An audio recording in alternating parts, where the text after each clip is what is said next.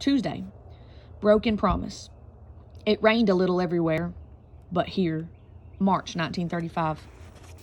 You can see how that's kind of like a broken promise because you think it's going to rain, but it doesn't. Motherless.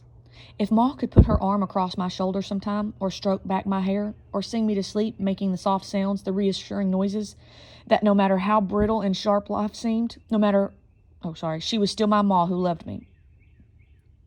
Oh, wait, I did mess that up.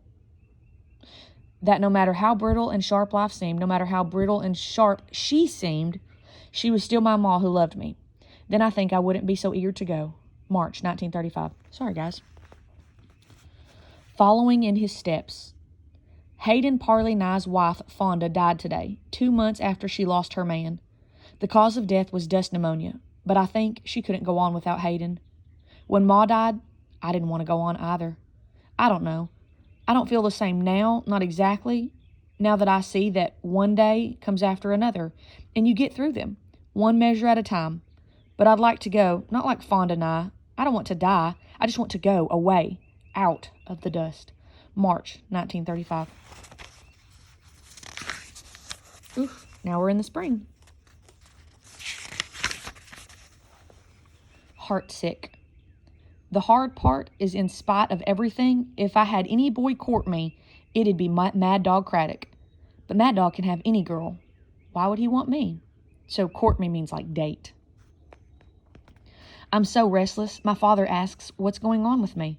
I storm up to my room, leaving him alone, standing in the kitchen. If Ma was here, she would come up and listen, and then later she would curl beside my father and assure him that everything was all right, and soothe him into his farmer sleep. My father and I, we can't soothe each other. I'm too young, he's too old, and we don't know how to talk anymore, if we ever did.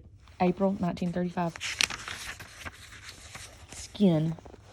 My father has a raised spot on the side of his nose that never was there before and won't go away. And there's another on his cheek and 2 more on his neck. And I wonder why the heck is he fooling around? He knows what it is. His father had those spots too. April 1935. Anybody know what it is? Regrets. I never go by Arlie's anymore.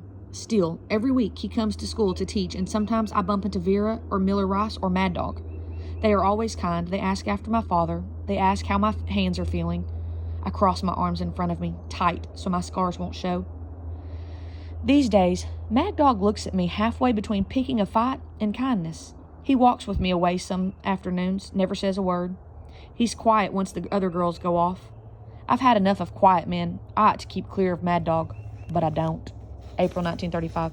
Y'all think she likes him? I think so. Fire on the rails. I hate fire. Hate it. But the entire Oklahoma Panhandle is so dry, everything is going up in flames. Everything too ready to ignite.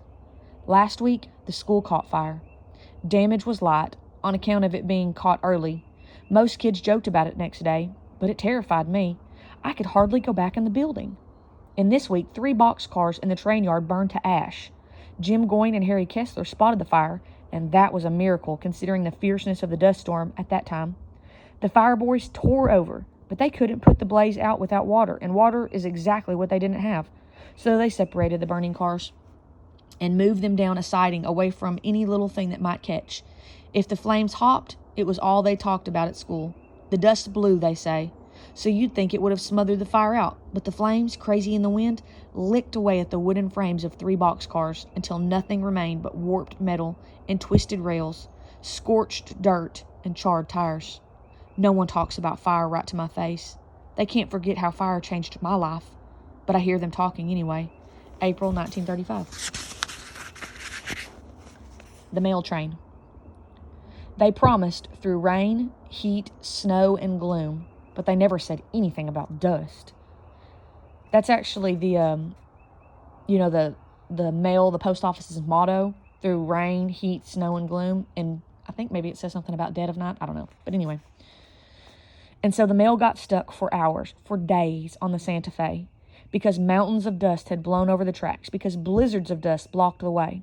And all that time, as the dust beat down on the cars, a letter was waiting inside a mailbag.